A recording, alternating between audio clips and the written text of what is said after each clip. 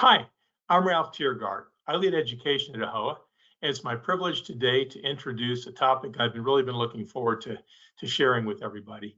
And it's the topic of reverse auctions. And our partner in this, the ERA Group, who provide value through insight in a lot of ways, but especially through this topic today, reverse auctions is something that I think we're all going to be able to get a lot out of. Towards the end of I'd like everybody to do now is locate on the GoTo dashboard your questions tab. There's a tab that says questions. As you have questions throughout this webinar, please go ahead and type them in as you have them. We will cover them towards the end. A couple of other things. One is there is a quick survey at the end of this webinar for everybody to kind of give some quick answers to just a few questions. And then that really helps us with future AHOA education. And then finally, there is a handout on today's webinar. So be looking for that handout. You can download it, and that will help you get even more out of today's session. So now it's my pleasure to introduce Mr. Vignesh Mani. Vignesh is consulting partner with the ERA Group. And Vignesh, we're delighted to have you today. How's it going for you? Good, Ralph, going good. Thank you very much for the. You're quite welcome.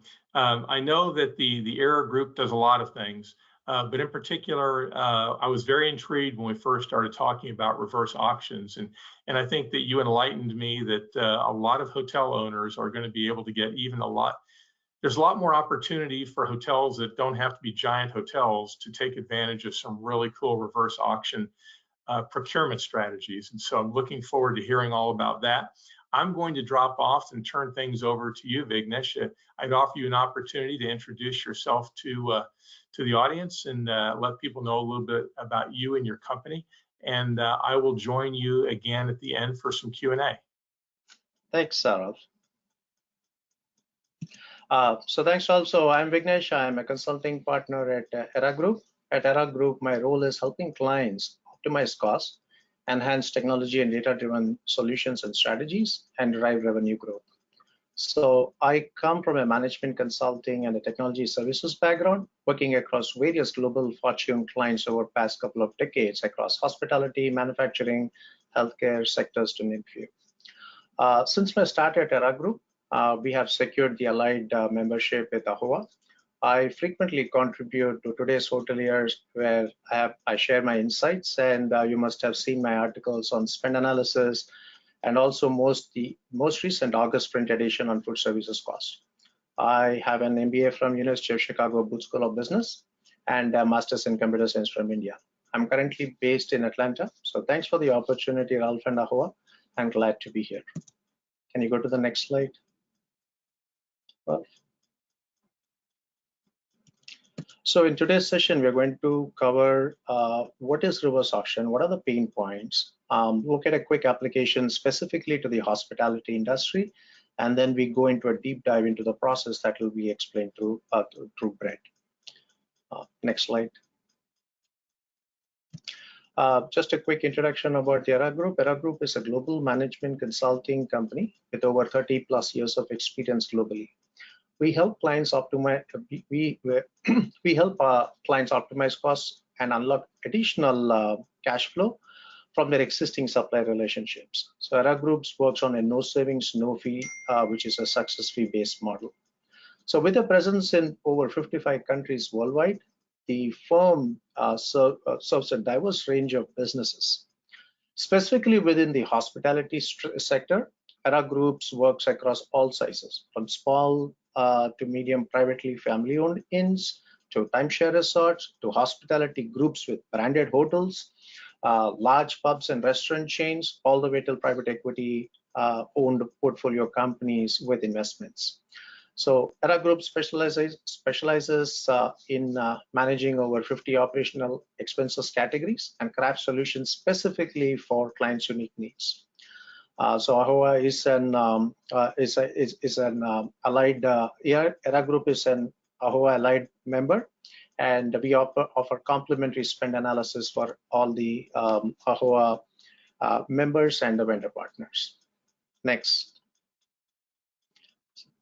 All right, so let's start with a quick story here. In our first story, a strong hurricane hits the shores of Florida. Many areas lose electricity. Later, a hotel chain in the area had to order a large amount of important bulk appliances and electronic items like TVs, refrigerators to replace their damaged ones and get back to business, of course. In our next scenario, a privately owned resort faces intense competition right across the city, right? Where the rival has an superior amenities leading to increased bookings in the area. So this particular resort is considering a major investment in building an auditorium with a theater, with some advanced audiovisual equipments, which can be expensive sometimes. In our third and the final story is a success hotelier story where we have an hotelier running it for the past 20+ years, running profitable hotel in a prime location near the exit at a major highway. They are looking to remodel their hotel to upgrade their kitchen, guest rooms, and front office. So that they can, so you have a modern and an energy efficient, of course, then facility, and of course you have better nightly rates that you can attract. So in all the three scenarios or stories, if you see, there's a common theme that emerges. Each scenario involves significant capital investment, whether it is the bulk purchases of appliances or a new construction like the auditorium or a major renovation project. So this also presents a typical situation where you have two key parties. Of course, the buyer and the supplier. Next slide. So from the buyer's view, the hoteliers in this case are mainly concerned about, when are the deliveries will happen, what will be the total cost, am I getting the right mass market, budget, is my budget allocated enough, timelines, do I have the right timelines, skill set, do I have the right skill set to execute these types of big projects, and of course they have limited resources like any other company, right? And they might also have some reorganizations that might get some new leadership or an existing owner-operated dynamic. So there are some of these internal dynamics that happens, including some of the, how do you kind of get their loans, how do they have to structure, all those things are going on the buyer's mind, right? And this is of course not to include the state or the local approvals and insurance. So that's keeping aside, assuming you have all that. These are some of the thoughts in the buyer's mind that goes forward. Next slide. Similarly, on the supplier side, there are similar concerns that are happening too, right? To winning the buyers or the hotelier's business. The suppliers are thinking, is the buyer, am I negotiating it right? Are the buyers planning to go with some other competitors? What discounts can I offer? The supplier, of course, wants to win the contract, and if they win the contract, they are thinking to say, oh, now I need to kind of lock some resources, like whatever the equipments, maybe equipment rentals, the labor, and other supplies and job that remains to be quoted for that to be in that budget and timeline. So the supplier is constantly racing against the risk, the time and cost. Should I put the buffer cost in or not? With the risk and the opportunity cost. If not, what else can I do? Right. So now there is this dynamic of this healthy tension that is happening between both this buyer and seller all the time. So that's what Brett will be talking us as we kind of go through. So in summary, it's not just the best price, right? It is both the process and outcome. And reverse auction is hence one of the cost optimization strategies that both the process and the outcome will be often of a focus that Brett will kind of talk through as we kind of go in, as we kind of continue. Next slide.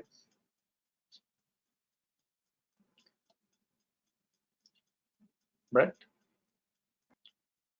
So I wanted to introduce Brett Butler from our team at Terra Group. So Brett is a supply chain expert with experience in major companies like Emerson and Boeing. He has overseen the reverse auction functions for various Fortune companies, including large manufacturing companies. Brett has led global teams operating in 6 countries, executing over 500+ auctions annually. He has also established reverse auction processes for small and medium-sized companies making him a thought process leader in optimizing across industries. So his breadth of experience combined with his strategic vision has made him a trusted leader in driving the supply chain optimization solutions for businesses of all sizes, both big and small. He holds a master's degree from University of Illinois at Urbana-Champaign and an MBA from St. Louis University. Brett, the floor is all yours.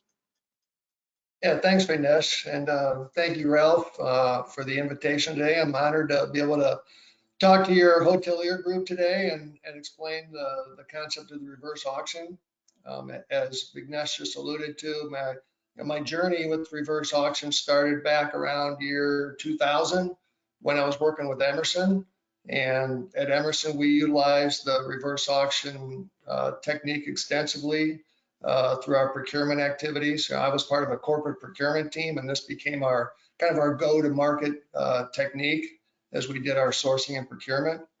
Over the years, I helped roll out reverse auction capabilities to some other smaller companies, obviously much smaller than Emerson, but still companies that were in need of, additional techniques and ability to, competitively tension the marketplace. So, throughout this career, I've seen a lot of different auctions, big, small, complex, simple, and, the whole breadth of it. But, overall, I've witnessed the value and the success of the reverse auctions. And I'm a pretty strong proponent of its use in the right situations. So excited to share these stories with you today, my knowledge and experience, and hopefully you'll get something out of this presentation that you can utilize going forward. So next slide, Ralph. Before I get into the meat of the presentation, I do want to kind of throw something out here that I'd like you to have as food for thought, during the presentation. And this is kind of a laundry list of potential categories that we think are a great fit for reverse auctions for the hotelier industry. It ranges on this list from, specific purchase of specific kinds of items to also the purchase of services that would help run your business, as well as some very interesting and what I'll call situational one-time purchases, such as, as Vignesh even alluded to, some of the construction or renovation type of activities. You may not think about it, but there's actions going around. You may have to replace a roof. You may want to repave your parking lots. And I'm going to actually show you a case later on today, which is more of a situational one-time purchase similar to that, where we think reverse auctions are a good play. So keep these in mind and kind of think about in the back of your head as I go through this for the next few minutes about some categories within your businesses where this might be a good fit. Next slide. So here's just a couple of bullet points that I wanted to throw out to just kind of explain what a reverse auction is. I'm not sure of the background of everybody on the call, so I'm going to kind of build it up from the ground up. The first bullet is alluding to the fact that you may have heard this in many different terms. Depending on who the person is, you may have heard it as electronic sourcing, e-sourcing, e-auctions, reverse auctions. They're all reasonably synonymous with only slight variations in there. So I'm going to try and stick to the terminology of reverse auction for this presentation, but just know that if you see those other terms, it's essentially referring to the same technique in the procurement world. The next two bullets really just let you read those. They pretty much describe what we're talking about here today. What a reverse auction is conceptually and how it plays out in the marketplace. Ultimately, what I have found is the beauty of this tool is what's in the message box at the bottom. It really does streamline your negotiation process, and the cycle time that it takes a procurement and professional to do vendor selection and final sourcing is greatly reduced, through the use of the auction. Now, it is a technique and a skill set that has to be developed, but over time, I think you would see that it's going to, streamline that overall timeline that it takes to do the procurement activities. Next slide. So I've got a 4-blocker here that kind of talks about the relative balance of power that you would see between buyers and suppliers. And Vignesh alluded to a little bit of this in his earlier intro about how there's this dynamic that's going on. And in this 4-blocker, we kind of got the horizontal and vertical axis talking about the buyer power and supplier power, whether it be low versus high. And if I'll kind of quickly walk through the box here in a clockwise fashion, starting in the lower left. Lower left is where both buyer and seller kind of have a lower level of relative power. In situations like this, a company would have very fragmented spend, a lot of low spend items, a lot of different suppliers. It's not a huge opportunity for either side of the business here. So the strategy that the procurement person would go through would really be more of a spend analysis or supplier consolidation type of activity, looking at insourcing versus outsourcing. So there's various techniques that would go on in that box that are peculiar to the fact that both buyer and seller have low relative power in relationship to each other. In the upper left box, this is obviously the one that's the most threatening to the buyer because the supplier basically has the power here. This is a situation where as a buyer, you're probably sole sourced or single sourced, or you have some specific brand loyalty that you must follow. So you don't have a whole lot of options here. In this case, you've kind of got to go with the flow, do your best to negotiate your relative terms. But if you ever want to get away from this situation, you really have to think about ways to, change the nature of that demand and give yourself some more flexibility. And there's various techniques to do that, but you need to think about how you could approve different suppliers or look at different brands that would satisfy your business requirements. That's the only way you're going to be able to move out of that box and be able to do some other things. In the upper right-hand box, again, we both have power. The business is important to both entities. And in this case, you really want to have that win-win situation where you're creating some kind of joint partnerships. It can be cost partnerships. It could be some kind of collaboration on capacity planning. But basically, you need each other and you need to work well with each other. Lastly, in the lower right-hand box, this is our sweet spot for reverse auctions.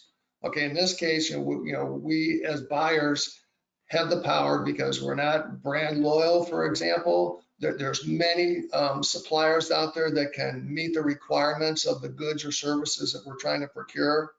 And our business is attractive, to all those various suppliers. So it's a perfect sweet spot for where we think we can utilize reverse auctions, to optimize our expenses. And as I mentioned earlier, to help to streamline the overall sourcing process. So Ralph, next slide. Kind of start getting into some of the more details about the reverse auctions. And this slide kind of highlights some of the overview features of it. There's frequently concerns about information not being confidential and being shared too broadly with competitors and so forth, and that's not really the case. I'll get into that in some of the future commentary here. But in reality, the information is secured. It is a very structured and transparent process. Depending on your supply base and how they react to it, that this can be a very bonus point for you as the buyer side, because you are opening yourself up. You're telling the supply base that there's no monkey business going on in the background. Everything is right here in front of you that we're going to show through the reverse auction portal. It does become more efficient than what I'll call the traditional RFP process, and my subsequent slides are going to talk to that. And what's really the beauty of it, I think, is that it really tells the suppliers in real time how their pricing stacks up in the market. Now, they're going to get different kinds of feedback, during the live reverse auction that's going to tell them whether they're competitive and whether they're not. And if they're not competitive, it's going to indicate to them that they need to sharpen their pencils if they think they're going to get the business. But again, it's all front and center. It's all on the up and up so that, they know that, it's a transparent process and it's fair to all parties involved. So next slide, Ralph. So here's a little cartoon I like to use. This is what I'll call the traditional sourcing method, or the manual negotiation method. And this is where, as a buyer, what do we typically kind of do? A typical buyer is going to go out and get 3 quotes and do something with those 3 quotes, potentially make a final decision. As you're getting those quotes, you're having to deal with each of the suppliers individually. There's phone calls, there's meetings, there's emails back and forth, there's exchange of data. So it's a lot of back and forth and a lot of duplicated effort, to be able to get those quotations from either 3 or maybe many more suppliers. But it's a way we've done things in the past. It works. It's just not as uber efficient as it probably could be. So if you add on the next piece of this slide, Ralph, you'll see how electronic sourcing or reverse auctions can help play in this to really make a much more efficient and structured communication with all the suppliers. The reverse auction portal basically gets inserted in between the buyer and the sellers, so that as you communicate, whether it's your business requirements, whether it's answers to questions, whether it's any other inquiries from the suppliers, it's all done through the portal, so that you're not duplicating effort across the suppliers. It's also ensuring that the supply base is all getting the same feedback and the same information from you as the buyer. It can be very easy to, on the left-hand side, to tell supplier 1 an answer to a question or a clarification on some of your requirements, but then you don't get around to telling suppliers 2 and 3. So supplier 1, in theory, would have a little bit of an advantage over the others because they've gotten an answer to their inquiry, but that hasn't been cascaded to the other suppliers. Through the e-sourcing and reverse auction technique, that information gets cascaded to all suppliers equally. So it really levels that playing field. Again, back to our earlier comments, the concept on the right will definitely make for a more consistent and streamlined process. The slide here now talks about how, as you execute a reverse auction, there's a lot of different stages that go on. It's not so simple as just throwing your requirements out on a website and expect people that are just going to go bid on it. This isn't eBay. This is going to be a little bit more than that in terms of having to do several steps to ensure a successful reverse auction bid. Stage 1 talks about how you've got to prepare your RFQ. There's a lot of data collection. You may have to do some engagement with the suppliers. It's also the time frame where you can do some RFI, some requests for information activity to vet potential suppliers that you want to invite to your bid. So that stage 1 is kind of critical as in part of the setup to actually get to a live auction day. Additionally, once that RFQ is published and you've started to vet your suppliers and you're pretty comfortable with who you want to invite, you eventually publish your event online and suppliers are going to be able to view it. Now, at this stage, you also need to be keenly aware that not all suppliers are going to know how to use your software platform. So you're going to need to invest a little bit of time to potentially train them and make sure that they're fully versed in how to use the tool, so that on bid day, there's no glitches and no problems with them being able to submit bids and read the various screens that they need to read in order to potentially adjust their bid amounts. Bid day is obviously game day. That's what we really look forward to. That's where the rubber meets the road and suppliers bid and that they compete for the business. That's that competitive tension that Vignesh mentioned earlier today. As the buyer, you need to monitor that bid day because things can go wrong. A supplier could fat finger an entry, and you want to make sure that you're able to stop the bid immediately, remove that bid, and then restart it, so that other suppliers are not reacting to a invalid bid. That's just one thing that can potentially happen, let alone various technical issues that may have to get resolved during the bid day that you want to make sure you're monitoring it as kind of the gatekeeper to make sure it goes well. Ultimately, you're going to award the business and you're going to implement that business with the selected supplier. And your company is probably going to want to do some post-mortem activity where you're going to look at KPIs, understand, did the reverse auction meet your objective? What kind of savings did you get, et cetera, et cetera. So there's what I'll call the post-award types of activities that are also mission critical in the overall grand scheme of executing a reverse auction. So next, Ralph. So I want to go through an example now, and this is one that I went through when I worked at a previous company. It's kind of straightforward, but I think it illustrates perfectly, how a reverse auction works and what the benefits really are. So in this case, we had a situation where we had a facility that needed to replace some antiquated equipment. In this case, it was a couple of compressors as well as some ancillary equipment that went on along with the compressors. These had to be replaced because they were aging and not operating properly anymore. So what do? First thing we did was to go out and kind of vet some suppliers. We had to get some initial feedback about, who could actually, satisfy our requirements. We engaged, I think we engaged 5 to start with. We ultimately selected 3 that we vetted that we had them come in, and as I say here, we did some site visits. We did some preliminary bids to make sure they fully understood our requirements and a bid wasn't out in left field or right field. So we basically convinced ourselves that their proposals were all technically compliant and they understood what the business need was from our side as a buyer. We told these suppliers that we were going to run this through a reverse auction. So we had to do some training to make sure that they fully understood how to utilize the tool. And we told them that since all participants in the reverse auction were fully compliant in terms of their proposals, and we had vetted everybody, that it was going to be the lowest bidder that was going to win this bid. So that was the mission on their side, that if they wanted to win, if they wanted this business, they knew they had to be the lead bidder.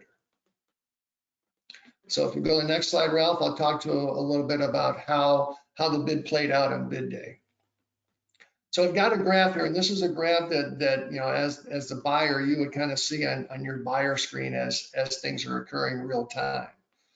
The x-axis talks about the elapsed time. The y-axis, the vertical axis is cost or price. And in this case, this bid ran for about 30 minutes. It went from about 1 p.m. to 1:30. And in that 30-minute timeline, we eventually got 91 bids from these 3 suppliers. So think about in the manual method how long it would have taken you to go back and forth with suppliers, emails, phone calls, follow-ups to get 91 bids. I'm sure it would have taken a lot more than 30 minutes to do that. But in this case, we ran it through the reverse auction. The suppliers competed with each other, and we reduced the overall initial pricing down by 8%, which was, I don't know, $7,000, $8,000. Now let's talk about what happened in the bid. So again, I told you that we vetted the suppliers initially, and they all submitted what I'll call a preliminary bid or a pre-bid, which told me that this was their untensioned, first pass at the price they were going to charge us to do all those different activities, to bring the equipment in, to install the equipment, to take away the old equipment, which is what our requirements specified. On the moment that the live bidding opened, those preliminary bids were the first bids that were automatically entered into the system on behalf of the suppliers. So what happens is the way this system or the way this bidding event was set up, it was set up in what I would call a rank only setup, which means that each supplier, the feedback they got was, I know what my bid is, and I know what rank I'm in. Am I in first place, second place, third place, 10th place? I don't know how far I am from any of those other positions. I just know my position. And I know that Brett and his team have told me that only the first place person is going to be the one to win the business here.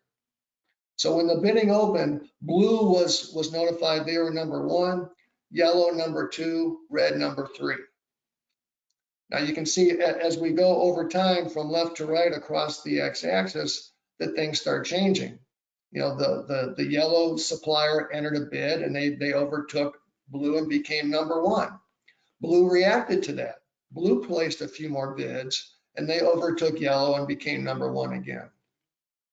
In the meantime, red logged in, placed a bid, saw that they remained in 3rd place, and then per their business decision, they went all in. So after about 10 minutes, they went all in and placed their best and final offer. I'm not an advocate of doing that, but that's what they chose to do, which is fine. Now, what that means is that for the next 20 minutes, you see how blue and yellow were gradually trying to work their way down on their price levels to see if they could overtake and get to first place. Again, they didn't know how far they were from first place. All they knew was that they were either in second place or third. The long delays you see between times where they're entering bids, that's an indicator that, internally in their little war room, whoever was in there, probably a salesperson, probably an operations person, maybe a CFO type of person, they're talking about, okay, we're not going to get this business. Is there a way to cut costs somewhere so a total price to the client here? And so they wait, they talk about it, and then they place their bids. Eventually, Blue ran out of steam. Blue went down, 2 significant layers there with a waiting period in between. They eventually hit their breaking point and couldn't go any further.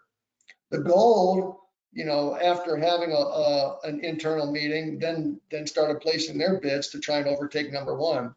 After roughly 32 minutes, they hit their breaking point and said, no mas, I'm gonna bug out, and the bidding ended where the red player ended up winning the business. So what happened here in our post bid activities? We called the red bidder and informed him, and he already knew this, that he was going to win that business because he was ranked number one. They did give us a question. They said, Brett, I know I kind of went all in early. Did I give something away? Did I leave money on the table from my standpoint? And myself and our buyer team, without giving away too much information about the other suppliers and so forth, we said, actually, no. I mean, you may have felt like it because you stayed in first place for a long time, but in reality, there were other suppliers on your tail. So you had to do what you did. And from there, we went on to schedule our implementation activities. So one thing I want to highlight here on this slide is the reverse auctions are not always about price. Okay, depending on the software tool you're using, you have the ability to utilize what I'll call a total cost bidding format. And this is a way to take into account what I'll refer to as a total cost of ownership. There are other non-pricing factors that go into the overall best choice when selecting a vendor. You may have suppliers that are going to ship you the product. If you're buying products, the shipping terms and the shipping costs can be substantial if you're shipping from other parts of the country or potentially from other countries. So that's a factor to consider. Different suppliers may be offering up different payment terms, and that's a key factor because that can impact your financials. There's obviously at times a benefit for the incumbent. There's a cost of change that can be modeled in the system for having to change suppliers. You don't always have to change, but if there is, you should give the incumbent a little bit of benefit accordingly. So the message of this slide is that there is the ability within typical reverse auction platforms to set up, a total cost, what I'll call equation or algorithm, so that in that bidding scenario that I showed you on the previous slide, they're actually bidding according to the total cost of ownership that the buyer is going to have to assume. And so you're basically leveling that playing field for all suppliers that are invited. And that is really one of the key things I think suppliers typically like, is the fact that, they're not being undersold by somebody, and they're just and we are as buyers looking at the total cost of ownership, not just the price. Next slide. So everybody in the audience, what do you need to start a reverse auction? I'd say, step number one is identify those opportunities or pain points, whatever's coming up in your business where you think you might be falling into that lower right-hand quadrant where it makes sense for reverse auction. After that, you've got to gather your specifications. You really need to be crystal clear about what you want suppliers to bid on. And as I mentioned in my one example, you would be well served to do some preliminary vetting. Maybe you already know who the suppliers are that can do this. That's great. If it's something a little bit new, then it's worth your time to invest some effort in doing some vetting of the supply base on the front end. If it's repeat purchasing, you want to understand what your annual purchases are, what your current price is, what contractual agreements are out there. And then lastly is what I mentioned on the previous slide, to look at or at least consider what some of those other non-price factors are that may impact your decision going forward. And those are things like service levels and quality and transportation costs, et cetera. So the message box at the bottom is really the main message I like to leave with people, is that some people say, well, is this a candidate for reverse auction? And my answer is, well, if you can clearly specify what good or services that you want to purchase, and there are multiple supply options out there, and you can create that competitive market, then my answer is yes, it's a candidate for a reverse auction. Next slide. So in summary, some of the things I've been mentioning here as we go around, any category where you can do what I just said, where you've got the competition factor and very clear specs, then I think you can run a reverse auction. The transformational bidding, I think, is really key to consider, because that truly is making it as fair as possible for all suppliers. And you as a business owner are considering all potential cost factors when making your decision. Again, the reverse auction doesn't work in every scenario, but in the scenarios where it does, I would argue that it actually, it streamlines and improves that cycle time once you get proficient at it, versus the cumbersome back and forth of the manual traditional process. And lastly, it's not just for repeat purchase items. There are other types of use cases for reverse auctions, like these large one-time purchases or situational categories. We're also using it at Era Group. We're looking at some opportunities for logistics, for example. Maybe you're not just going to pick one particular logistics carrier for your business. Maybe you want to have a routing guide. So we're going to run reverse auctions where we were going to invite 20 carriers, but we're telling them that, only the top 5 are going to make our routing guide. So their go-to is to make sure that their total cost gets them in the top 5, so that they can then be part of the routing guide of the business that we're supporting. So there's a lot of different nuances and variations that you can use with the reverse auction technique based on the strategies and the needs of your business. So Ralph, that's what I have to talk about, and I'm certainly happy to, field any questions that the group might have, and go from there. I love the war room analogy. I can kind of see people sitting around the table, all staring at the screen, holding their hands and wringing them in, thinking, what do we have to do to get this business? Well, you and I also use as an analogy, Ralph, the war room for sure. And I think about the NFL draft, how those guys are sitting in there and having to react to their competitors. Oh, who just drafted this person? Now, how does that impact, my business and my role? And I think, vendors that are well prepared and well positioned have something similar like that. They've got a war room where they're having to think about it and make these real-time decisions on how to adjust their bids in order to capture the business. Yeah. Well, Brett, you mentioned that we're moving into some Q&A right now, so I'm going to put up a screen so people know how to get hold of you guys to talk to you about it. But let's move into some Q&A. The first one I wanted to get to is a question about what about minimum spend? Is this, we have owners that don't own large hotels. Are there minimum spends, or can you use a reverse auction if you don't have a gazillion dollars to spend? Yeah, the spend is really not a factor. Any kind of spend will work. It really boils down to what's important for that business. If this is a pain point or a key opportunity point for the business, you can use it on anything. So we've seen it, run for a few $1,000s, up to multiple millions of dollars in bid amount. So the spend threshold is really not there. I would say there's not a threshold. It's really just what makes sense for that business to help them through. Okay. Another question is, I'm paraphrasing, but a lot of times vendor relationships, we are a relationship kind of industry, and then you have relationships with vendors. What does this do potentially with vendor relationships if you ask them to participate in something like this? Well, first glance, most people would say, oh, my incumbent supplier is going to be angered or feel threatened and so forth. And I would argue that that's not the end game here. In fact, it ought to help build trust and build collaboration, primarily with your incumbent supplier. And I say that because you're being very transparent about your actions here. You're making it clear to your incumbent supplier that you're not doing anything backdoor.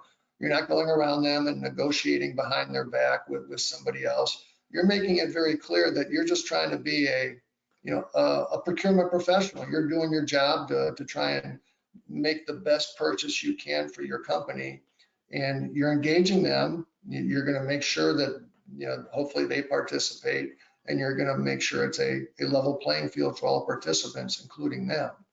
So I think ultimately what that ought to do is build trust with that incumbent supplier, so they say, okay, I'm being treated fairly, and they're collaborating with me, so I like that.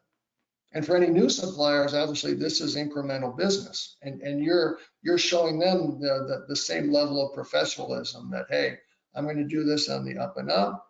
It's going to be very transparent, and we're going to make it a level playing field, and the ultimate choice is going to be based on the outcome of the auction. Okay, here's one. What if I have 3 or 4 suppliers? I really want them all to participate, but 1 or 2 of them doesn't want to. So I'd want to understand, that they don't want to. Do they not want to because they're not interested in the business, or do they not want to because it's kind of like we've heard in the past, it's against company policy, to participate in reverse auctions? In the first scenario, I'll assume that, well, I can't force them to participate if they're not interested in the business.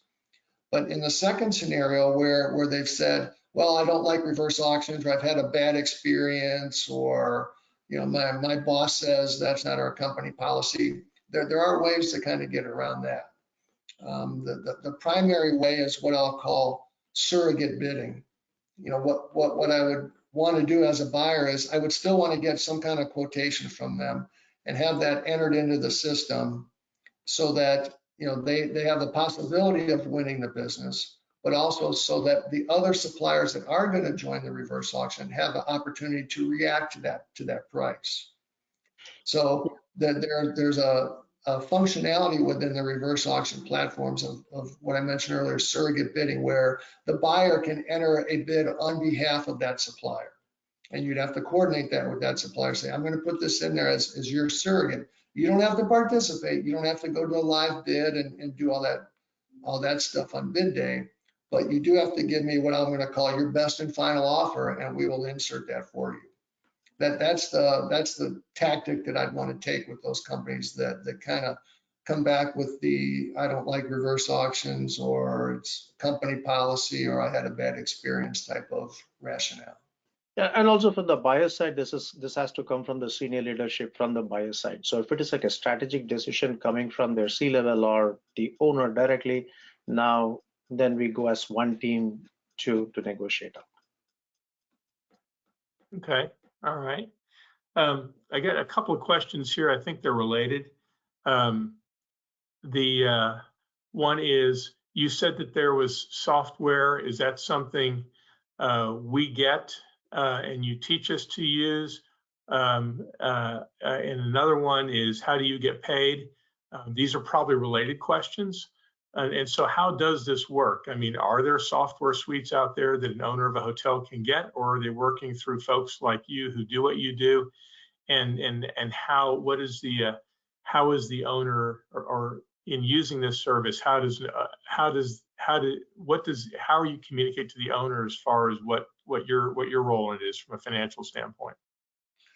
Okay, so a number of different features there in that one. I guess in my career, I've actually used 3 different software platforms. Okay, I've worked for different companies, including Air Group, and I've used 3 different ones over my career. So there are different options out there. And if one of the hoteliers wanted to, go out and secure a license with any of these various software tools out there, certainly they could, but then you're going to have to go through the investment time of training your staff on how to run the bids and utilize the software and pay your software license, et cetera. The way ERA Group works is, we have one of those three softwares that I was talking about, and I was the primary person that chose the software that we're using. I chose it for several reasons. Number one was ease of usability, not only on the buyer side, but the supplier side. It was very intuitive, very simple and straightforward to use. It was also set up such that, we're not trying to be an enterprise solution.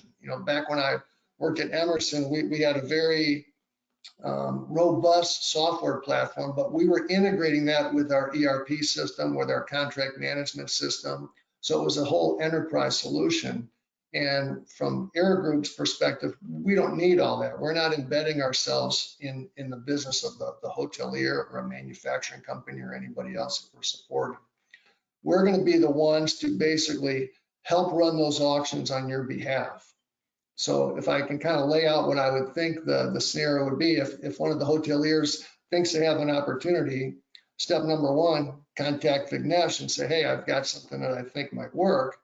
And then Vignesh would contact me and we'd start talking through about, what is this opportunity? How complex is it? How many suppliers are we going to be dealing with? What's the current situation?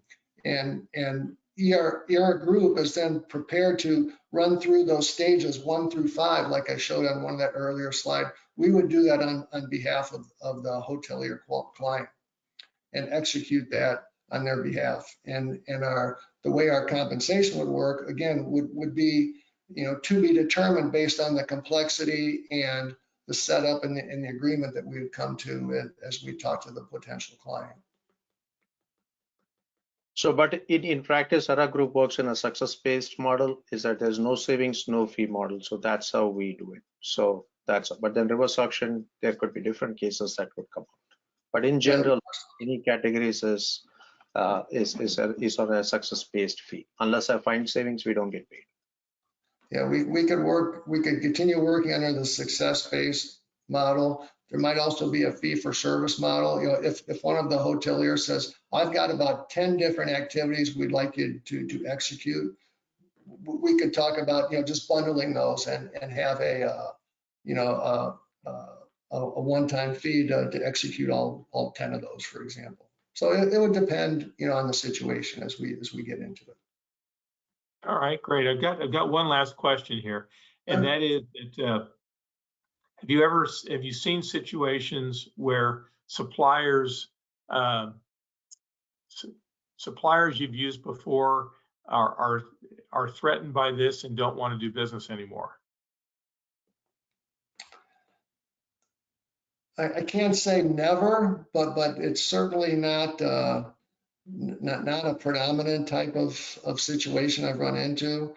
I mean, I think if you run the reverse auction well and you do a good job of prepping the suppliers and you're obviously you're being very transparent, the software is straightforward to utilize, and if the experience is okay, other than the fact that they didn't win the business, then I think you've done a good job, and you're not going to have them say they don't want to do business anymore, or you've left a bad taste in their mouth.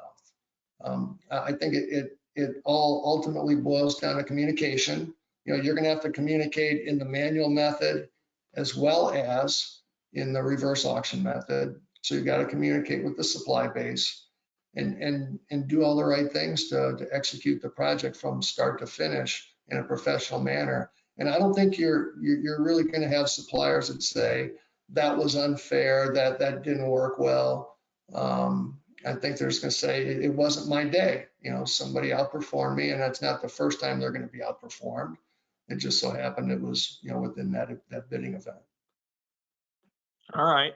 Well, you've covered a lot today. This fascinates me. This subject is really interesting, and having been on the hotel side at a large management company, I know that there are many instances in which we were we were looking at large volume purchases where something like this probably could have saved substantially with new hotel openings or major renovations or things like that. So you've given us a lot to think about. So we appreciate your relationship with AAHOA.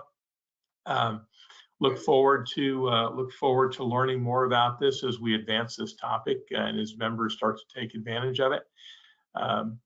I'm going to just remind folks one last time that there is a handout here, and if you have not downloaded it, please hit that download pretty quickly and get that handout so you can get in touch. And otherwise, I want to thank you guys for participating today.